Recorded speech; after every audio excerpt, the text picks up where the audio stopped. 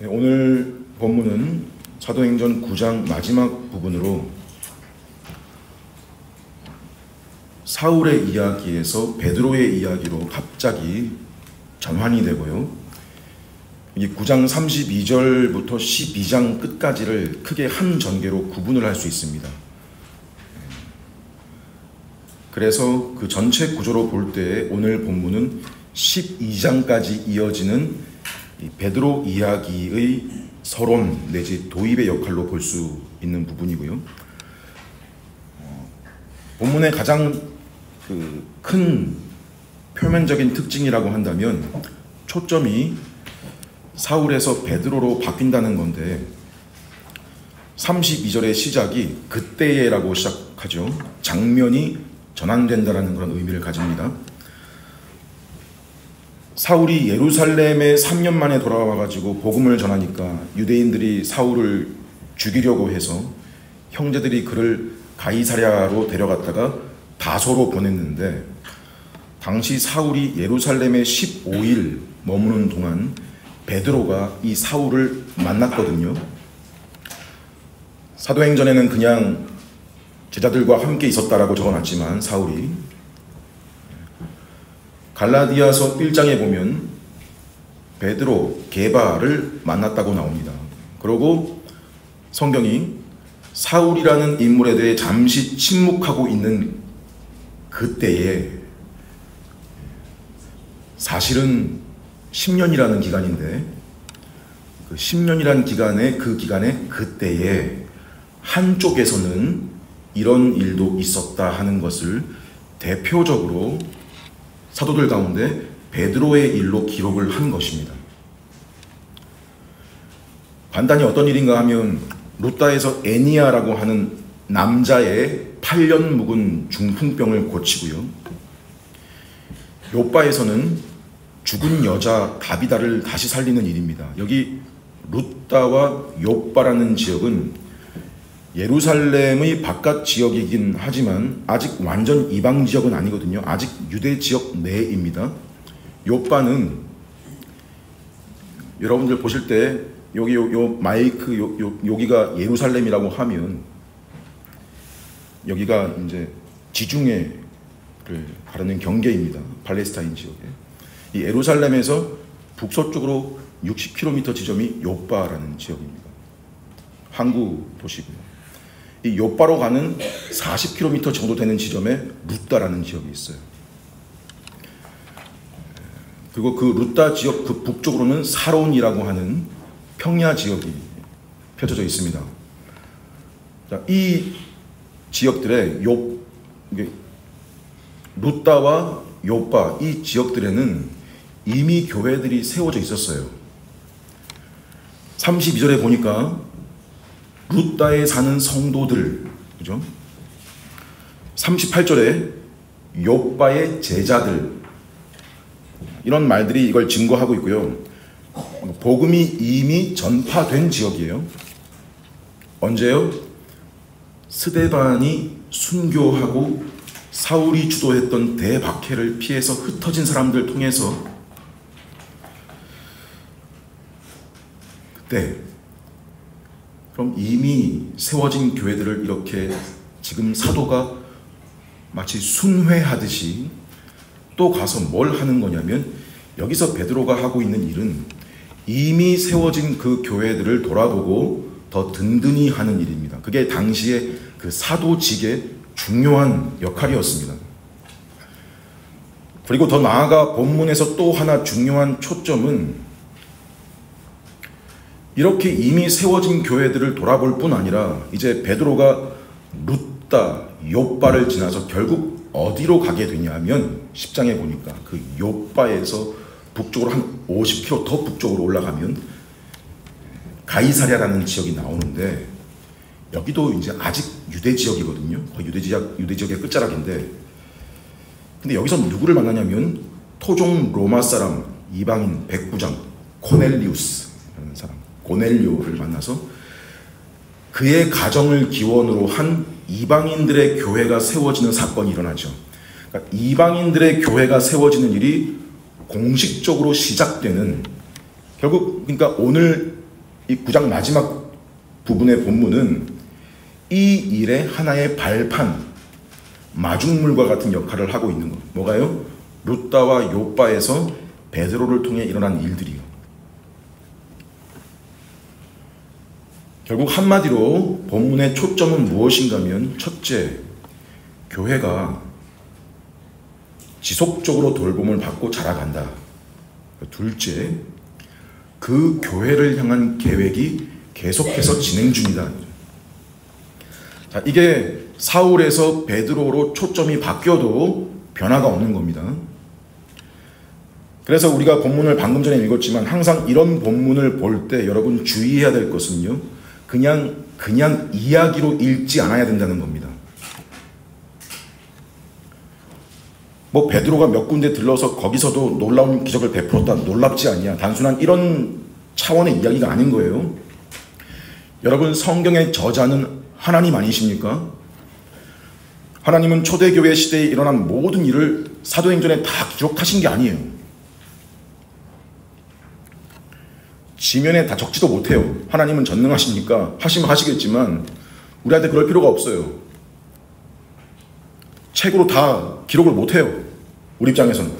하나님은 성경이 기록되게 하실 때, 그러니까 분명한 목적과 분명한 의도라는 걸 가지고 사건과 내용을 선별하신 거고, 그 선별한 내용들을 정확한 구조 속에 배치를 시켜 놓으신 거예요. 실제로 베드로가 행한 기적도 이것뿐이겠어요? 훨씬 많아요. 그래서 우리가 뭘 생각을 해야 되냐면, 단순한 스토리가 아니다. 아니고 기록된 이유가 있는 거예요. 그걸 보려고 해야 된다. 우리로서는 그걸 보는 중요한 단서 중 하나가 바로 하나님이 치밀한 구조로 배치를 시켜 놓으신 그 문맥이라는 거에 있어요. 바로 앞에 31절이 어떻게 끝났었냐면, 교회가 평안하여 든든히 서가고 주를 경외함과 성령의 위로로 진행하여, 그죠? 사울이 회심하고 홀로 지낸 게 아니고 교회에 들어가서 환대를 받고 교회를 근거로 복음 전하지만 교회에는 여전히 박해와 고난이 존재하고, 하지만 그럼에도 실상은 뭐인 거냐면 그게 평안이고 그게 든든히 서가고 있는 거다. 그래서 보기에 혹 교회가 썩었다, 교회가 불순이 섞였다 해도 신약시대에 참 구원받은 성도라는 중요한 열매 중 하나가 뭐라고 바울이 보여준 거냐면, 지역 교회에 가입한다는 그 일이 그만큼 중요한 문제라는 거. 신약시대의, 지금 이 시대의 교회 가입의 문제는 자신이 그리스도의 몸과 연결되어 있는 사람이라는 증거요, 표인이 마음으로 내가 믿으니까 괜찮다가 아니고, 성경이 하는 말은요, 마음으로 믿으니 너가 교회와 분리되어 있어도 괜찮다가 성경하는 말이 아니고, 마음으로 믿으니 그는 믿고 입으로 시인하여 고백하고 침례를 받아 교회에 들어가 한 지체요 몸이 된다. 몸을 이룬다. 그 교회를 통해서 공급받고 교회를 통해서 자라도록 하신 것이 이 시대에 마련하신 지극히 일반적인 원리예요.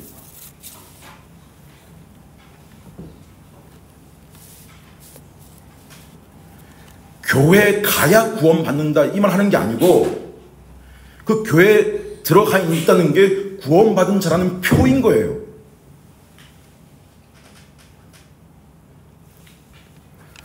그래서 여러분, 성경도요, 교회의 책이지, 교회에게 주신 공동체의 책이지 개인의 책, 사적인 책이 아닙니다.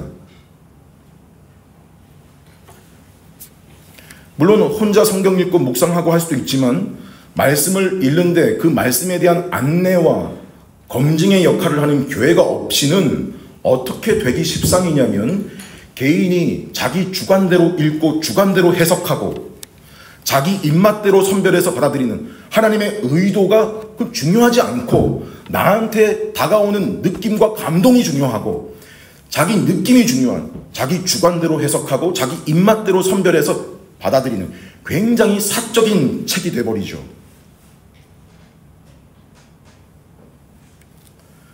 한 교회의 한 몸을 이룬 지체들이 한 말씀 아래에서 하나님을 경외하고 섬기고 또 영적인 것, 육적인 것의 교류를 통해서 그 속에서 공급을 받고 위로를 얻고 자라나게 하시는 그 원리.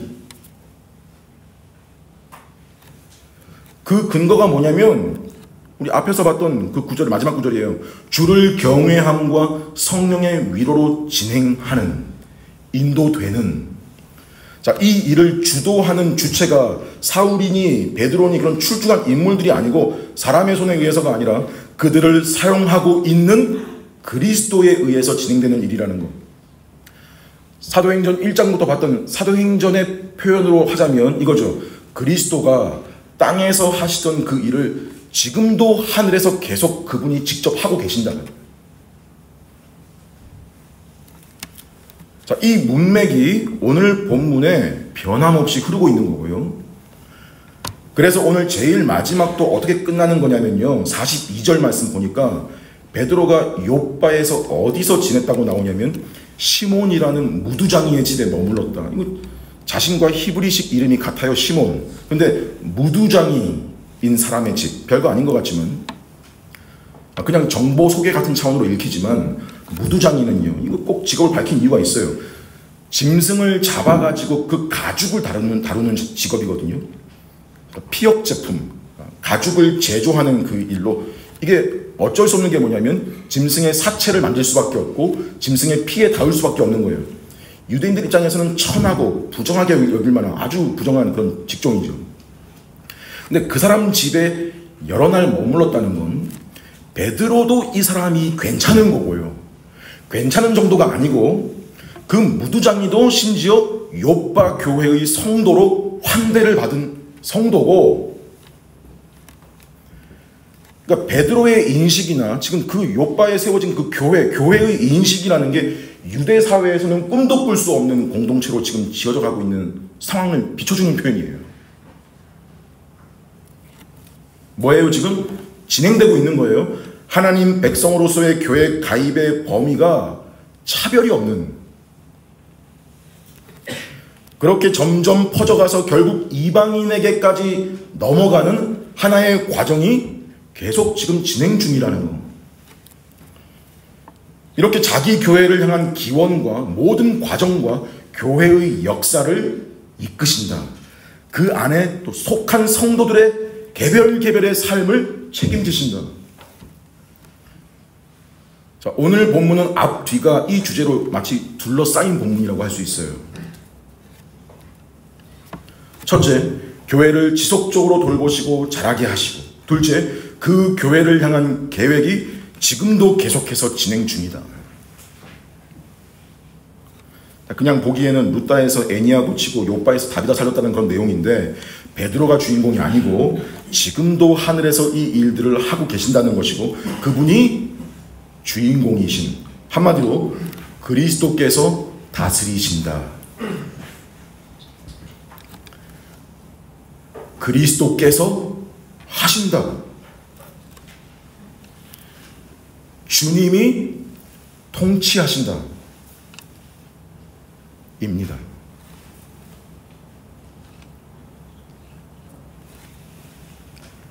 베드로가 루다에 가서 거기에 있는 성도들을 만났을 때 애니아라는 사람 만나는데 중풍병이요. 몸이 마비되는 병이거든요. 이 사람 그 병으로 침상에 누워 지낸 지가 8년이래요. 근데 지금 베드로가 이 사람을 낫게 할 때 뭐라고 말했는지 보세요. 34절에 애니아야, 예수 그리스도께서 너를 낫게 하시니 일어나 네 자리를 정돈해라. 자, 이 말만 보면요, 베드로는 지금 성경이 말하는 표현을 정확하게 보려고 해야 돼요. 이런 정도로 보면 안 돼요. 베드로는 지금 자기가 병을 고치면서 그 공을 예수님의 능력으로 돌린다. 그 공을 예수님께로 돌린다는 건가?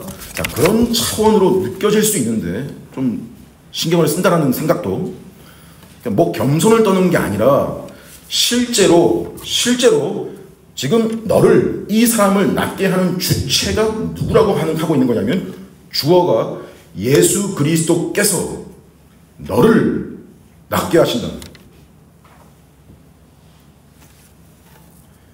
여기 너를 낫게 하시니라는 말은 문법상 현재 직설법이에요. 팩트, 사실을 말한다는 거고 그 시점도 현재예요. 즉 예수님이 지금 이 순간에도 역사하고 계신다. 이게 베드로의 믿음이었습니다. 부활하시고 승천 이미 하셔서 지금 이 땅에 계시지 않는데 하늘로 올라가셨지만 단순히 과거에 행하던 능력을 내가 전수받아가지고 하는 게 아니라 지금 현재도 예수님은 살아계시고 지금도 성령님을 통해서 나 같은 마른 막대기 같은 사람 통해 가지고 그분이 역사하고 계시기 때문에 너는 낫는다 이 말이에요. 자, 예수님께서 승천하신 기준으로 보면 지금 우리 사는 2025년 우리가 시기적으로 훨씬 이제 오래 지났고 지금 본문의 베드로의 때 시점은 주님이 하늘로 올라가셨다 하더라도 얼마 안 된 시점이니까 은연중에 이때가 더 능력이 더 강했을 거고 효력이 더 있었을 거 아니겠냐 그런 식으로 생각할 수 있는데 분명히 똑같은 현실인 게 뭐냐면요 그때나 지금이나 예수님이 이 땅에 없다는 거예요.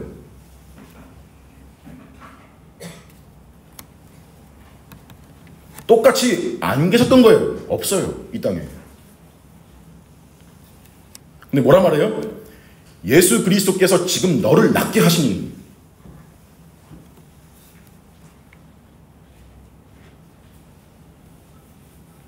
여러분 우리는 알아요. 아는 사람들이에요.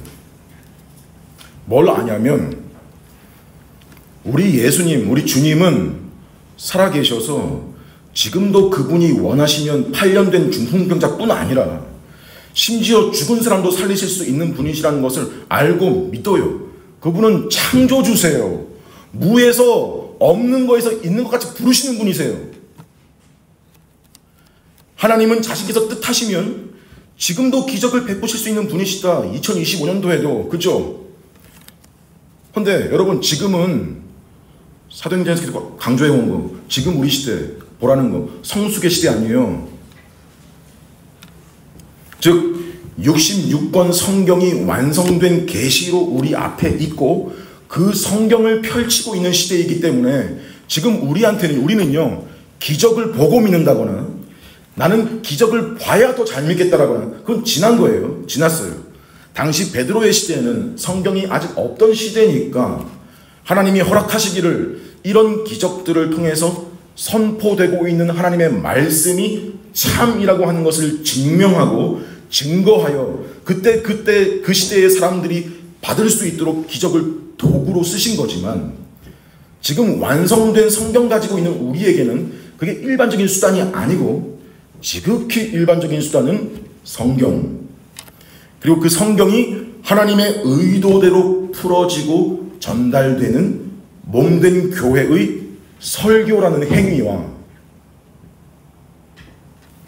그 설교 아래 몸을 이루고 있는 지체들이 서로가 영적인 것, 육적인 것을 공유하는 교제를 통해서 거기에서 비롯된 각자의 삶에 미치는 하나님의 손길을 통해서 우리를 자라게 하고 살게 하는 데서 하나님 말씀이 옳다는 증거를 보게 하신 성수기 시대.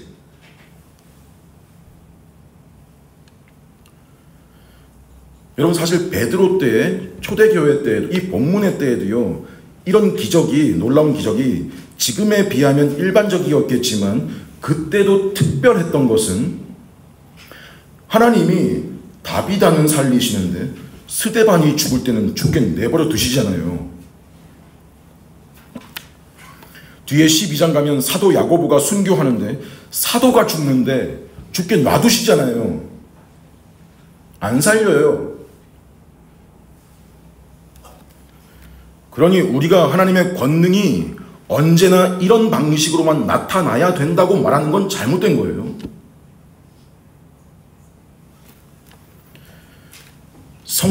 우리가 성경을 믿는다 할 때 이 시대에 성경을 믿는다라는 그 말이 기적을 부인한다는 말은 아닙니다. 우리 하나님은 기적 행하실 수 있는 분이세요. 우린 기적 믿어요. 하지만 우리 시대의 일반적이어야 할 성숙함은 하나님은 주시기도 하시고 가져가기도 하시는 분이시고 치기도 하시고 싸매기도 하시며 살리시기도 하시고 죽이기도 하시는 분이시다라는 그 믿음 안에 있는 신뢰요 평안입니다.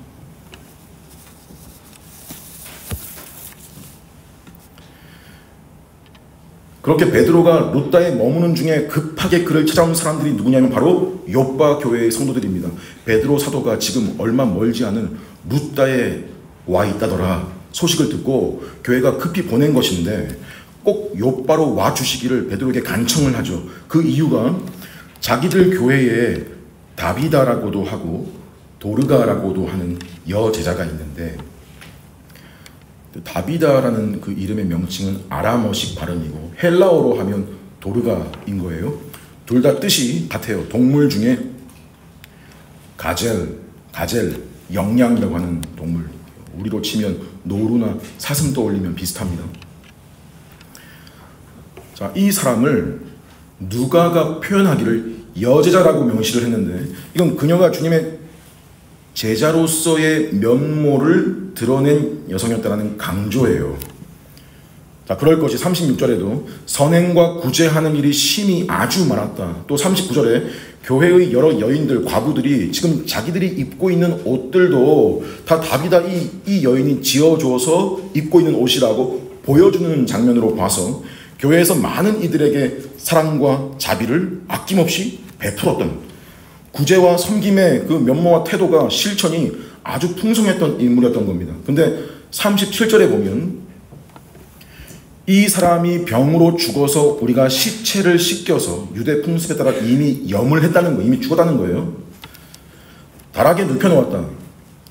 베드로가 일어나서 그들을 따라 요바로 가서 다락에 올라가 사람들을 밖으로 나가게 하고 무릎을 꿇고 기도하고 다비다야 일어나라라고 했고 다비다는 살아납니다.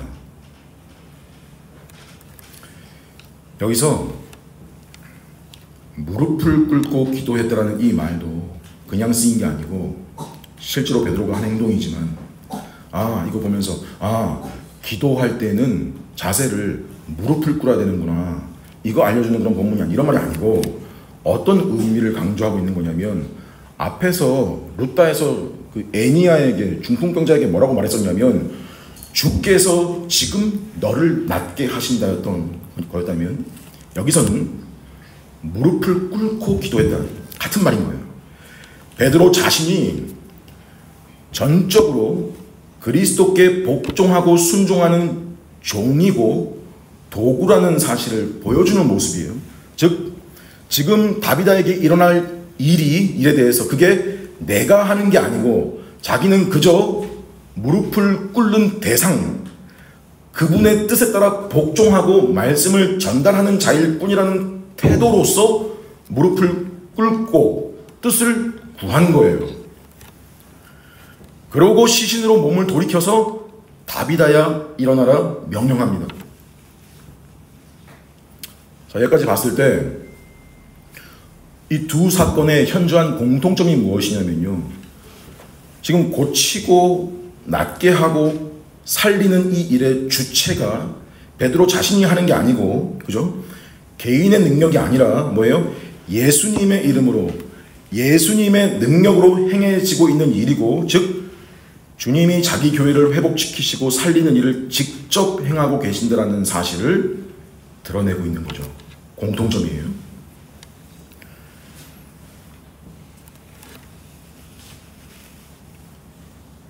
여러분, 이게 믿음을 가진 사람들의 눈에는 보이는 거죠.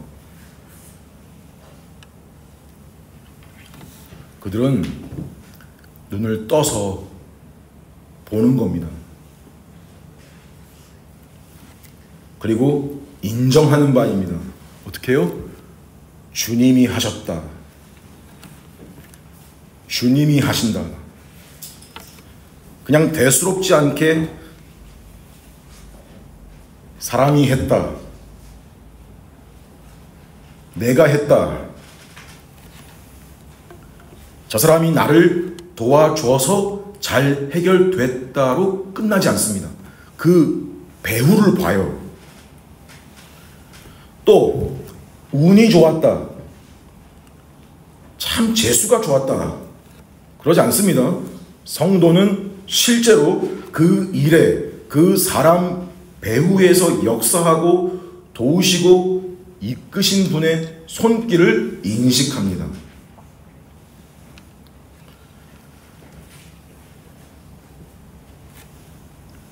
여러분, 그렇다고 잘 들으십시오. 이 사람들이 그 일을 내 눈 앞에서 현실에서 베풀어준 보이는 사람한테 감사하지 않는 게 아닙니다.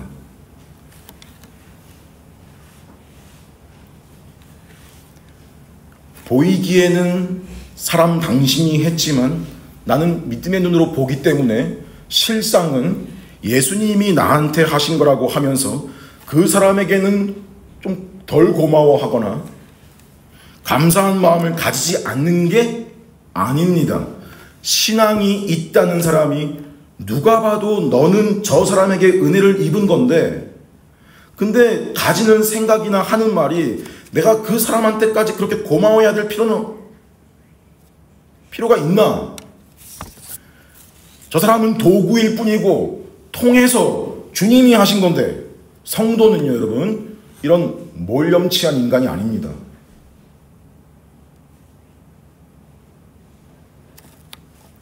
또 반대로 자기가 어떤 형제한테 은혜를 베풀고 유익을 끼친 게 있다면 생각하는 게, 은혜를 받았으면 은혜를 알아야지, 이런 태도도 그리 온당치 못합니다. 자기가 했지만 자기가 한 게 아닌 줄 압니다. 자기가 한 걸로 알고 있다면 그거 은혜로 한 게 아닐 수 있죠. 자기 만족이나 욕심으로 한 거겠죠.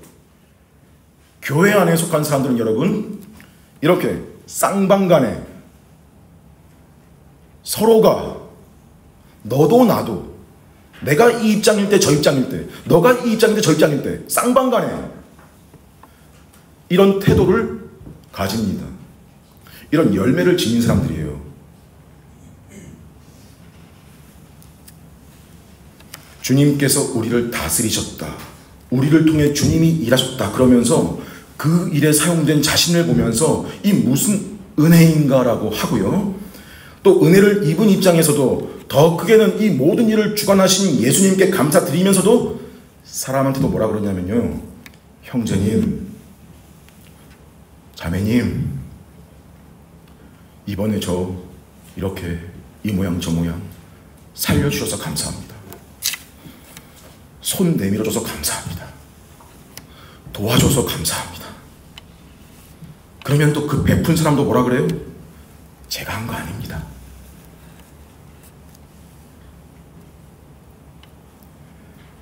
저는 그저 사용되었을 뿐입니다. 하나님이 이 마른 나뭇가지 같은 저를 사용하시는 게 참 저도 놀랍습니다. 우리 같이 하나님 찬송합시다. 네.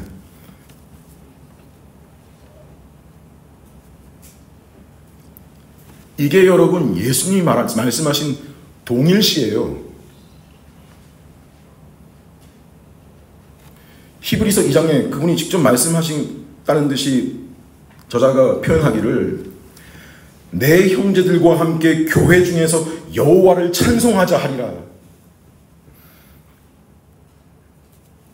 예수님이 자기 교회, 자기 사람과 자기를 동일시하실 때 너가 왜 나를 박해하느냐, 고난에 대해서만 자기 교회와 자기를 동일시하시는 게 아니고 영광에 대해서도 동일시하십니다.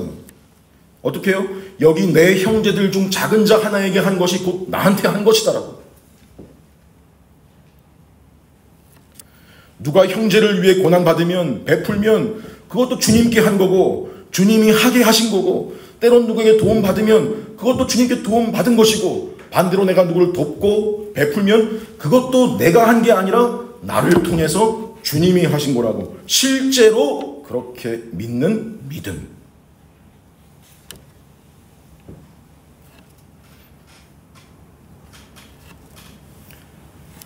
여러분, 그게 지금 이 본문 속에 베드로 속에 있는 거예요. 그 열매가.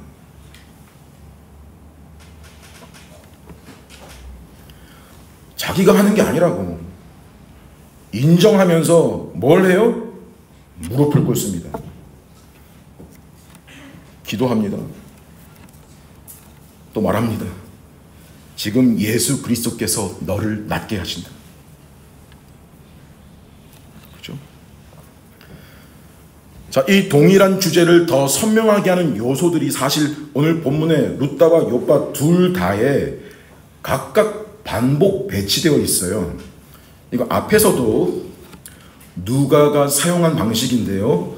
사울이 다메섹에서 겪었던 일과 예루살렘에서 겪었던 그 두 지역의 일을 겹쳐서 반딱 적응 겹치듯이 반복해서 같은 주제를 말했던 방식처럼 지금 룻다와 욥바도 그런 방식이에요. 먼저 룻다에서 애니아의 중풍병 고친 사건은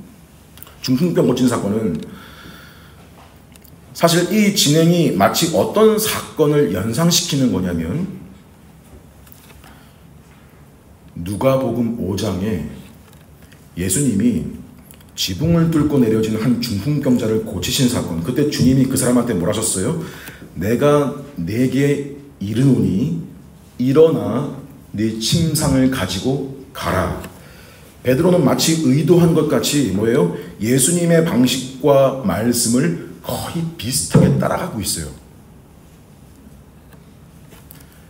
예수님이 중풍병자에게 일어나 내 침상을 가지고 가라 하신 말씀처럼 중풍병자한테 일어나 내 자리를 정돈해라. 예수님은 고치신 장소가 다른 곳이니까 집으로 가라 그러신 거고, 여기서는 애니아의 집에서 그랬다고 생각하면 정돈해라. 자리를 정돈해라. 또 욥바에서 다비다를 살릴 때 베드로가 한 말, 다비다야 일어나라. 이 말을 베드로의 언어 아람어로 보면 이렇게 됩니다. 다비다 쿰이. 다비다 쿰. 발음이 비슷한 게 뭐가 떠올라요? 마가복음 5장에 예수님이 회당장 야이로의 죽은 딸 살리실 때 하신 말씀, 소녀야 일어나라. 달리다 쿰. 이 두 일이 연속된 일로 보는 거예요.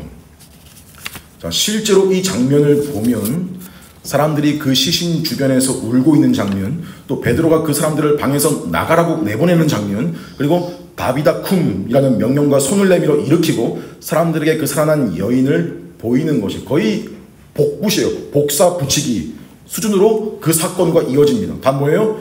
베드로가 전면에 나서서 한 일이지만 그 일의 기원이 예수님이 하신 일의 연장선상에 있는 일들이라는 걸 보여주기라도 하듯이 의도된 겁니다.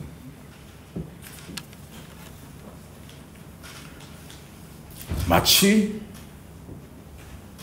베드로가 정말 예수님을 모방한 건가 할 정도로 비슷한데, 그럼 여기서 궁금한 게 이때 베드로는 자기가 이렇게 말하고 행동할 때 무슨 생각을 했을까? 베드로의 자의식의 문제. 이게 무슨 베드로가 자기가 주님을 따라해가지고 주님이 한 대로 나도 똑같이 따라하면 자기도 될 거라는 식으로의 모방이 아니고, 즉 자기가 무슨 예수의 대체자, 대리자인 양, 이건 로마 가톨릭적인 인식이거든요. 예수님의 능력을 사도인 내가 이어받아서 내가 행한다는 식이 아니고, 전제는 이거예요. 일단 기본 전제는 자기는 어떤 능력도 가지고 있지 않은 존재, 그저 그분한테 사용되고 있는 도구이고, 사도인 자신이 또 교회가 철저히 예수님의 권위 아래 있다는 거. 그러니까 이 일을 통해서 예수님의 능력이 여전히 역사하고 있다는 그 연속성을 인식한 것이죠. 예수님이 땅에서 하시던 일을 승천하신 이후에도 지금도 예수님이 행하고 계신다. 자, 또 이뿐 아니라 반복되는 내용이 다비다에게 한 말, 다비다야 일어나라. 여기 일어나라는 말이 헬라어로 아니스테미.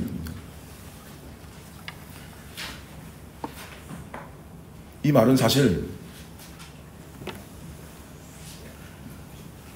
앞에 애니아에게도 말한 거예요. 34절에 보니까 일어나라는 말이 포함됩니다. 여기 아니스테미라는 말은, 일어난다는 말은 우리 보통 자주 쓰는 말인데, 뭐 자리에서 일어나다, 누웠다가 일어나다, 그죠? 네, 신약에서 이 단어가 주로 어디에 사용됐냐면요, 대표적으로 사도행전 2장 24절에 하나님께서 예수를 사망의 고통에서 풀어 살리셨으니, 일으키셨으니 이는 그가 사망에 매여 있을 수 없었습니다. 그러거든요. 어디에 쓰인 말이에요?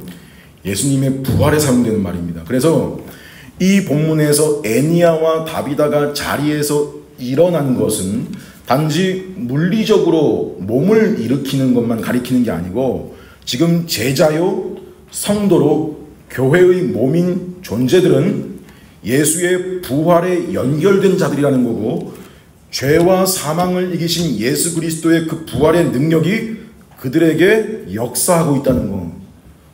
부활이라고 하니까 단지 죽은 다음에야 발휘되는 능력이 아니고, 이 땅에서 교회로, 성도로 존재하고 있을 때, 살고 있는 동안에도 그들을 살리고 소생시키고 회복해야 하는 능력이 지금도 그들을 향해서 계속 역사하고 있는 중이다.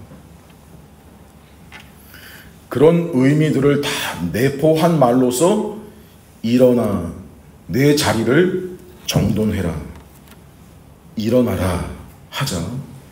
애니아가 일어나 8년 동안 누웠던 자리를 정돈하고, 죽은 다비다가 눈을 떠서 자기를 위해 기도하는 베드로를 보고, 자기를 위해 울고 웃고 있는 이제 성도들을 보면서 일어나 앉는,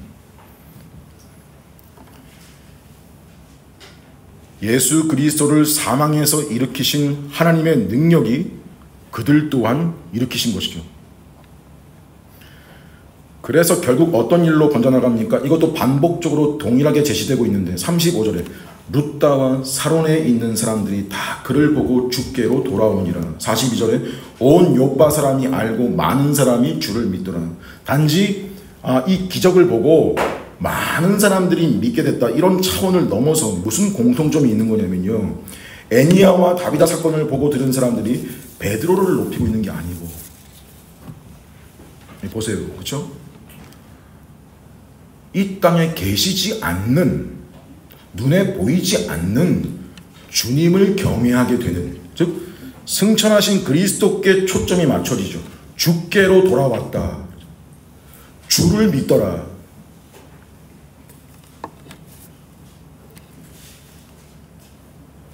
그렇죠?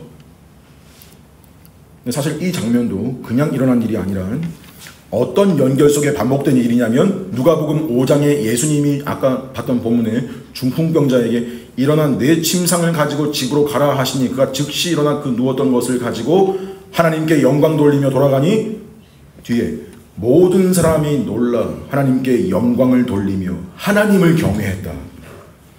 누가복음 7장에 예수님이 나인성 과부의 죽은 아들에게 일어나라 하시니까 그자가 일어나서 뒤에 모든 사람이 두려워 하나님께 영광을 돌려 이르되 큰 선지자가 우리 가운데 일어났다 하고 하나님이 자기 백성을 돌보셨다 하더라. 이 소문이 온 유대와 사방에 두루 퍼지니라. 다 무슨 의도인 거냐면, 예수님이 하셨던 일들이 베드로를 통해서 동일하게 나타났다. 무슨 말이냐면, 예수님이 승천하셨어도 그분의 사역이 교회를 통해서 지속되고 있다. 결국 그분의 계획과 약속대로 복음이 점점 퍼져나가서 이방인에게로까지 퍼져나갈 것이고, 최종 그들을 향한 모든 계획도 결국 그리스도께서 이루실 것이다. 그러니까 그리스도께서 다스리신다. 그리스도께서 하신다. 주님이 통치하신다.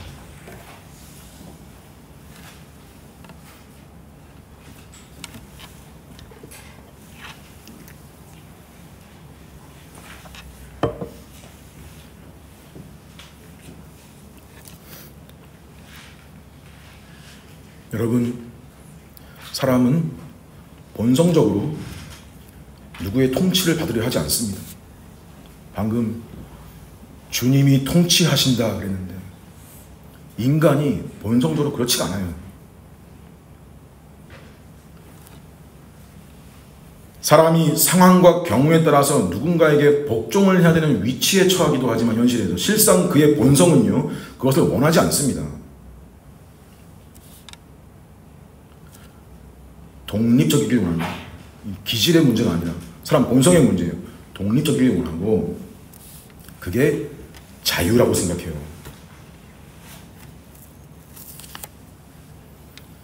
누구의 통치를 받고 있는 게 은혜인 줄 모릅니다. 물론 통치도 통치 나름이긴 하지만 정말 현실적으로 알 수 있는 게요, 사람을 키워보면 알아요. 제가 이 말 할 자격 없다는 것은 여러분도 아실 겁니다. 저도 누군가에게 키움받은 사람이니까요.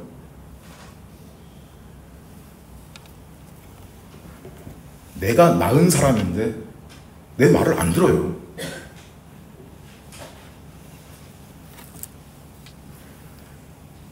우리 애들 얘기가 아니고요. 여기 우리가 다 그렇게 큰 거 아니에요. 다 그런 사람들이에요.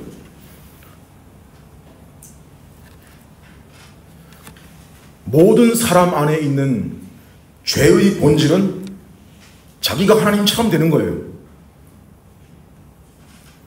자기가 하나님이기 때문에 내가 내 인생의 왕이고 주인이고 설계자인데 누구의 통치 아래에서 내가 순종하고 심지어 복종한다는 거에 본성적으로 반항심을 가집니다.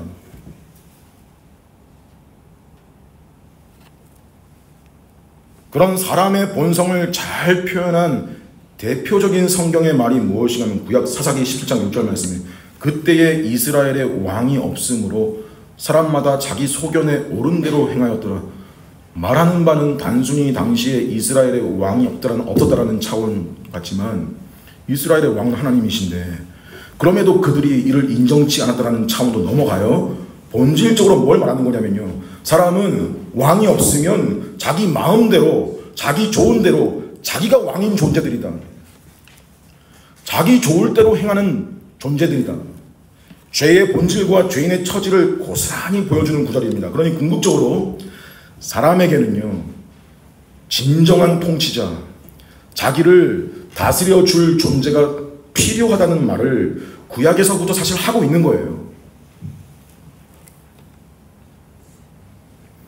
그리고 구약에 여러 수많은 통치자들이 그 후에 등장하는데요, 그들이 궁극적으로 가리키던 분을 성경이 표현하기를 뒤에 신약 넘어와서 빌립보서 2장 10절 말씀에 하늘에 있는 자들과 땅에 있는 자들과 땅 아래에 있는 자들로 모든 무릎을 예수의 이름에 꿇게 하시고 모든 입으로 예수 그리스도를 주라 신하게 하시느니라.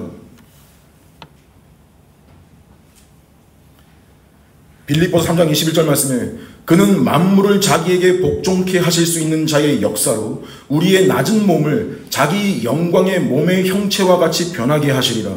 여기에 바울이 사용한 복종한다는 말의 헬라어 표현은 영어식으로 보면 단지 obey가 아니라 subdue입니다.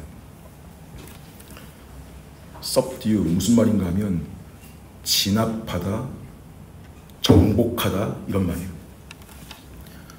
정복하고 복속을 시켜서 무릎을 꿇릴 것이다. 결국 만유가 인정하고 굴복할 거다. 모든 만물이 그렇게 될 거라는 건데, 특별히 그 만유 중에 자기 영광의 몸의 형체와 같이 변하게 하실 자들, 즉 교회와 성도들에게는 어떤 의미가 되냐면 심판받을 자들에게는 심판받는 자리에서 인정하는 수준이 되겠지만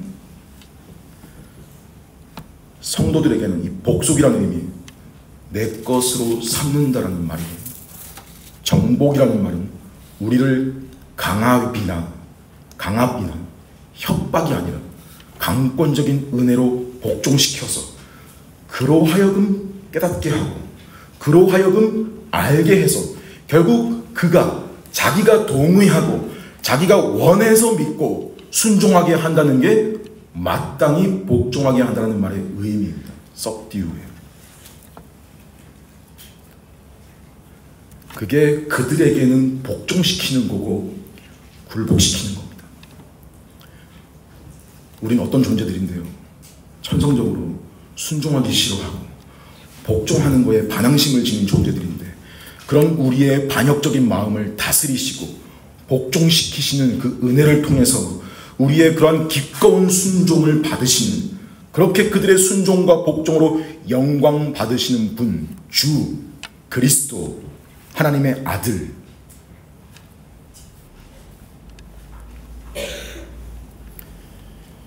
여러분, 이것이 이분을 가리키는 성경의 표현인데, 이분이 이 세상에 오셨을 때 세상이 그를 조롱한 까닭이 무엇이냐? 이스라엘의 왕이다, 통치자다, 다스리는 자다, 구약 때 그러는데 눈에 보이기에 뭐가 없냐? 사람들 눈에 보이기에 통치, 왕, 그러면 최소한 뭐가 있어야 되는 거냐면 나라예요. 나라. 근데 사람들은 나라 그러면 뭐를 떠올리냐면, 그게 너가 왕이면 최소한 너가 다스리는 땅이 있냐? 영토. 그래, 너의 통치를 따르는 사람들이 있냐? 국민. 아니, 그 세상에 천대받는 몇 명의 추종자들이 있다 손 치자. 근데 너 다스리는 땅 한 평도 없이 뭔 자기가 왕이라 치면 그럼 분명 뭐인 거냐? 자칭 왕.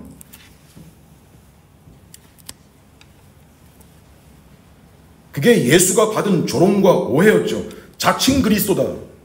헌데 성경이 구약에서부터 그를 가리켜 이미 말하기 시작한 사실이 뭐냐면 그는 모든 만물의 왕이다.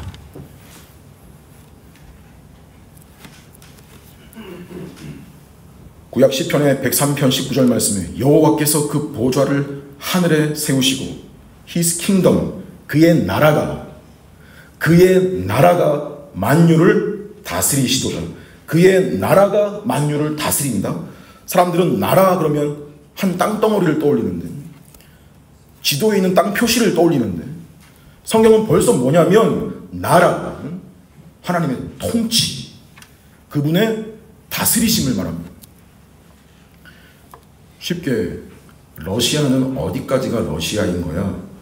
푸틴이 다스리는 데까지가 러시아라는 거예요. 어디까지가 미국인 거야? 트럼프의 통치권이 미치는 데까지예요. 그래서 서울에 있는 미국 대사관이 미국이야 한국이야? 어떻게 보면 미국이라는 거예요. 왜? 거기는 한국 대통령의 명령이 아니라 미국 대통령의 통치를 따르는 것이기 때문이요. 땅의 문제가 아니라 통치의 문제다. 이런 개념을 이해하면요, 우리가 안고 있는 여러 문제가 풀리는 걸 알게 됩니다. 천국이라고 하는 말도 하나님의 통치가, 하나님의 다스림이 미치는 영역, 우리가 죽어서 가는 데가 그것만 말하는 게 아니고 지금도 하나님의 통치와 하나님의 다스림이 미치는 영역이고, 여기서 만유라 그러면 꼭 무슨 만물, 산이나 들판이나 바다와 같은 자연 만물만을 의미하는 차원이 또 아니고, 여러분 눈에 보이지 않는 여러분과 저의 인생 여정, 우리 삶의 여러 가지 문제들, 직장, 가정, 사회에 걸친 생활들, 신앙생활들 다 만유에 속하는 거예요.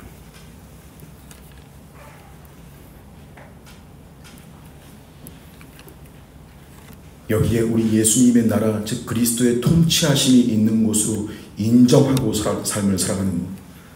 그래서 우리가 무릎을 꿇고 기도하는 내용 중에 중요한 간구가 뭐인 거냐면 나라가 임하시오며.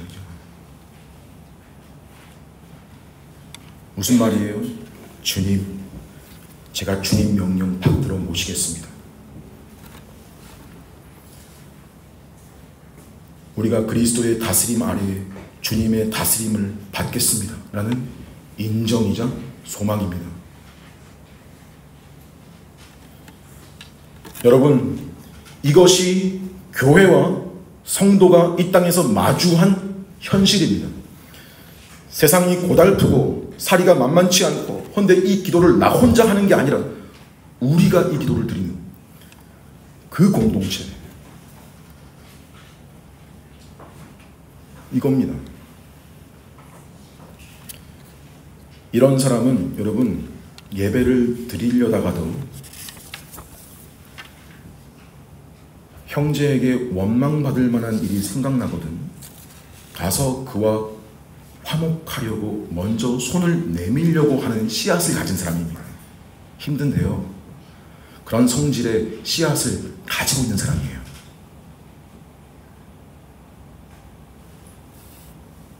뭐예요? 내가 주인인 자기 본성 거슬러서 그리스도의 통치를 받으려 하는 겁니다. 맞죠? 내 본성은 나한테 잘 해주는 사람한테 잘 해주고, 나한테 못하는 사람한테는 나도 못해주고 싶은 게 내 성질인데, 뭐예요? 주님의 통치를 받는다는 건 나한테 잘해주는 사람한테만 잘하면 그게 세상과 뭐가 다른가, 세리도 이 정도는 하지 않는가 하면서 말씀에서 명한 대로 생각하고 걸어가려는 거. 여러분, 이거 구하셔야 됩니다.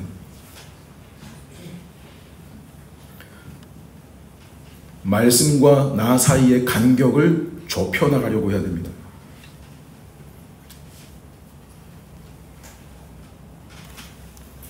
이게 되려면 여러분, 또 말씀밖에 없습니다. 내 속에서 주인 행세하고 있는 것들 몰아내는 방법은요, 말씀과 기도뿐입니다.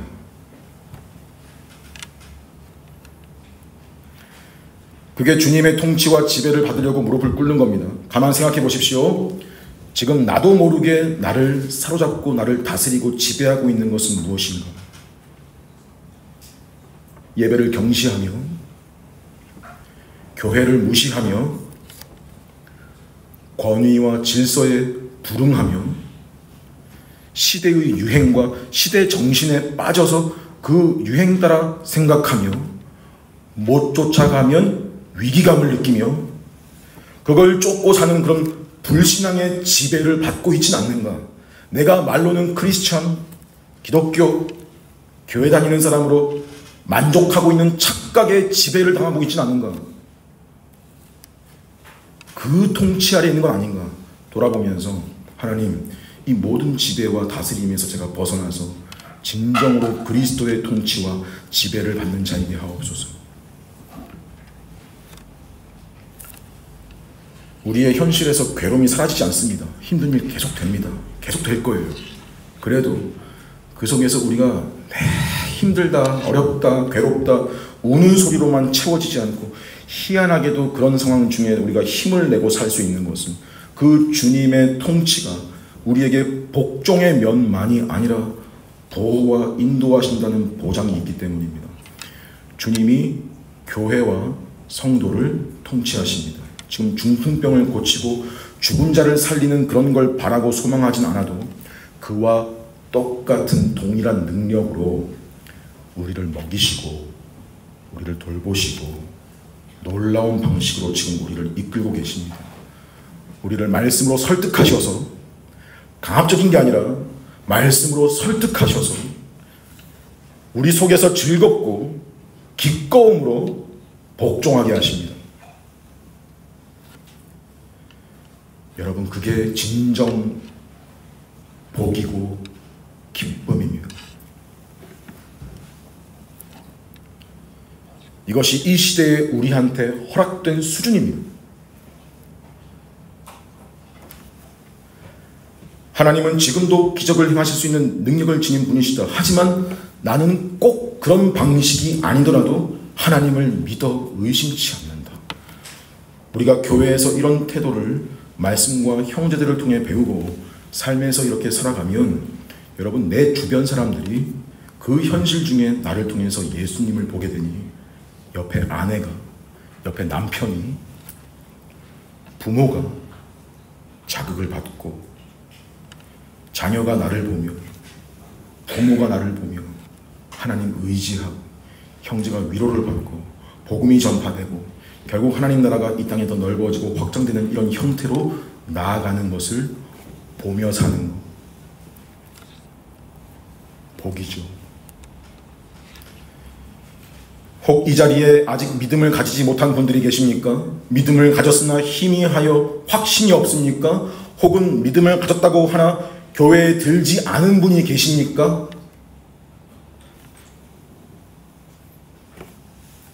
이 교회 안으로 들어오십시오.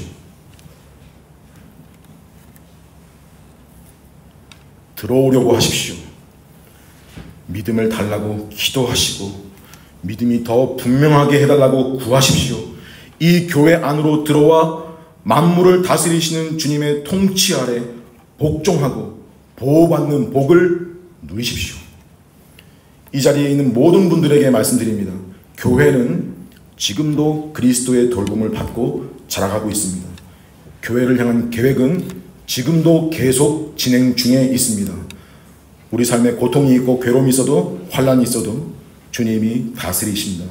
이 사실을 굳게 믿고 살아가시는 여러분과 저의 삶이기를 간절히 바랍니다.